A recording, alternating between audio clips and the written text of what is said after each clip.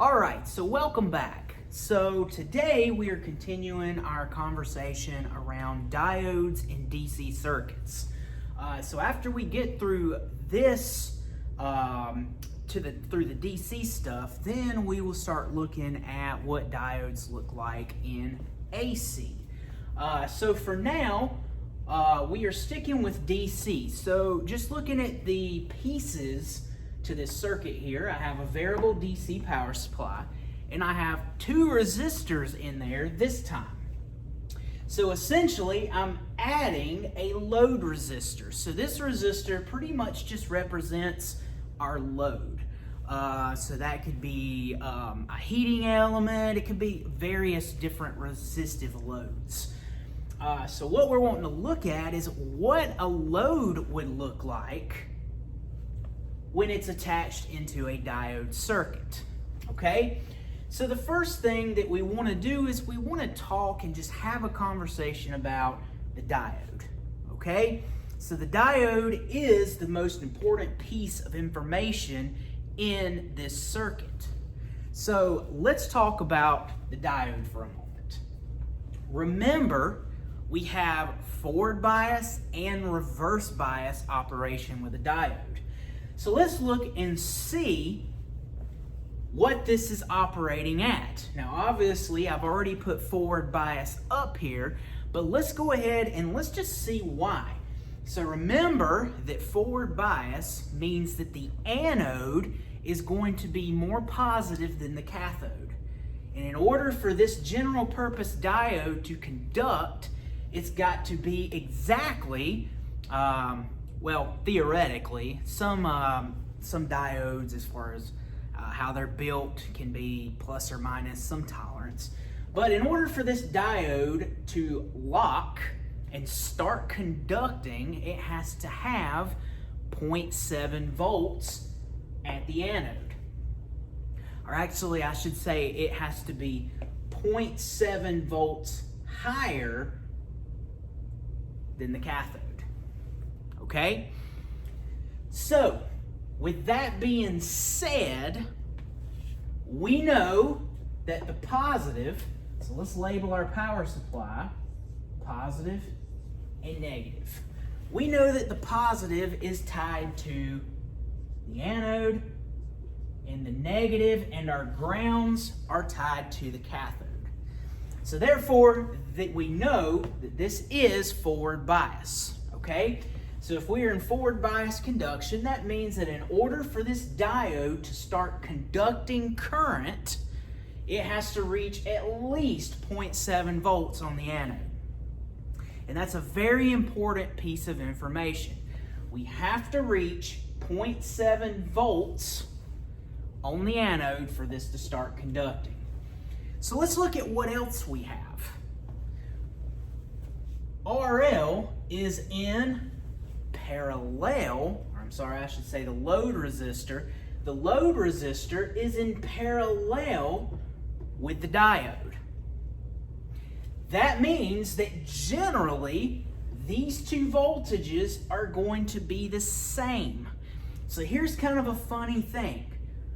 We have a series and a combination circuit here, okay? So we have a series and a combination, because up until a certain point, this is gonna operate like a series circuit. And then once it hits that other point, it's gonna pretty much turn into a combination circuit. So let's look at why. So how does a diode operate before it starts conducting? So what about those stages before we reach the 0.7 volts? It acts like an open. So let me ask you guys a question. If this is acting like an open, that means that it's pretty much not there. Current can't conduct through this branch. So that means that when current flows, it's just gonna see a series circuit right here. That's it. So that means that these two voltages will be equal because we have the same resistance, 1K and 1K. So that means that up until this starts conducting, R1 and RL are just going to split the voltage. Because remember, voltage always adds up in series. And then, once we reach 0.7 volts, because remember, this is in parallel, so once we reach 0.7 volts across RL, then this locks, starts conducting, and it will hold the load resistor with it at 0.7 volts. And then the rest will be dropped here. It's a lot of information. So let me back up. Again, until we reach 0.7 volts here, this acts like an open. So it's like it's not there. So the voltage, since these are equal, are just going to split the voltage amongst these two resistors. Since these are in parallel, once I reach 0.7 volts across RL, that means that the diode will have 0.7 volts and it locks. So that means that the diode and RL will stay locked at 0.7 and the rest is dropped across R1. So, always easier when you actually see it. So let's walk through what the voltages would look like. And again, this is all building up to rectification. We're taking baby steps, one at a time, okay? So let's look at what it would look like. So now, 0.2 volts, definitely not enough to lock the diode. So if I have 0.2 volts on my source, that means that these two resistors are going to divide that voltage equally. So that means I'll have 0.1 volts across VR1 and I'll have 0.1 volts across VRL.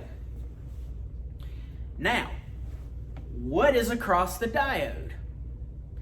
Even though it's acting like an open, there's still a potential there.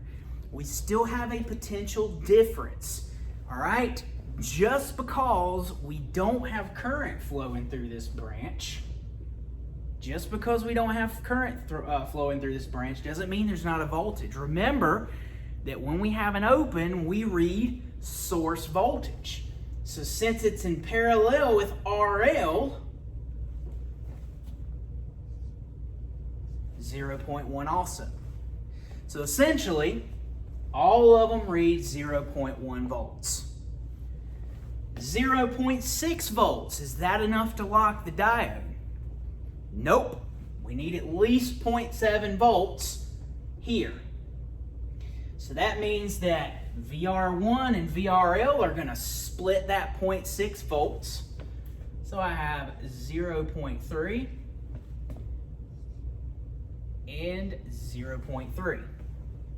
And since the diode is in parallel with RL, 0.3 here also. Now, we've reached 0.7 volts. So does that mean that the diode can now lock? So I'm going to let you think long and hard about that. Pause if you need to, because I want you to try to do this. At 0.7 volts on the source, can the diode lock? So think about it.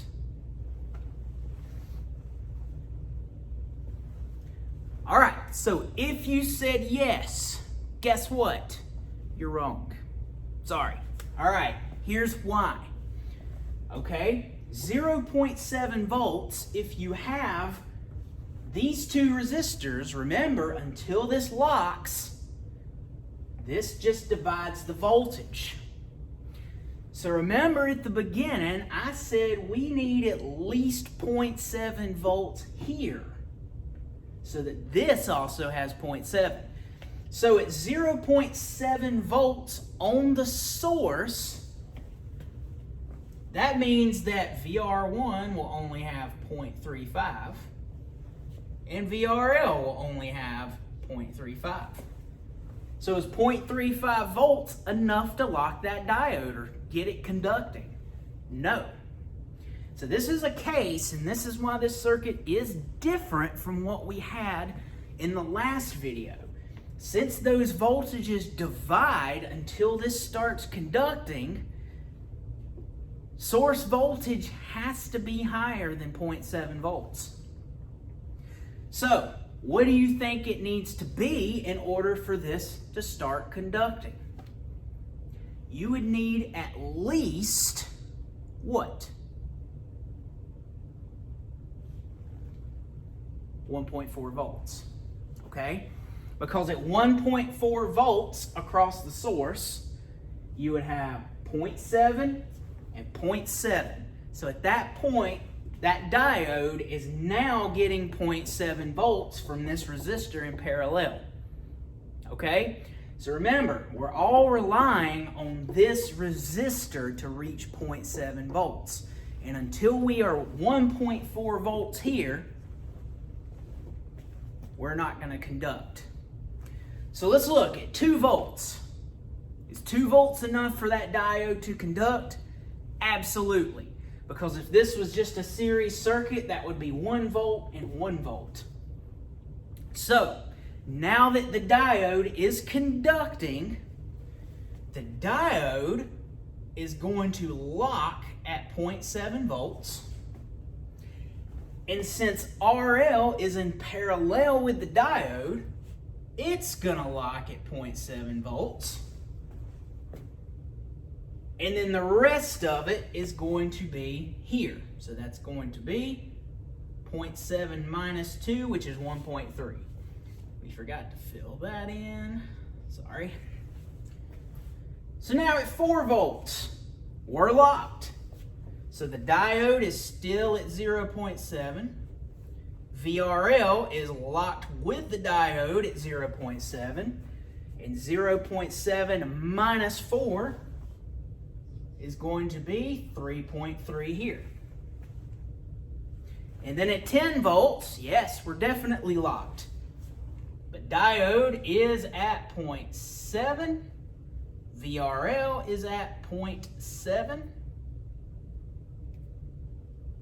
And then 0.7 minus 10 is 9.3. Okay? So, just to recap, until this diode starts conducting, treat these 2 resistors like they're in series. So if they're the same value, that means it's just going to split the source voltage.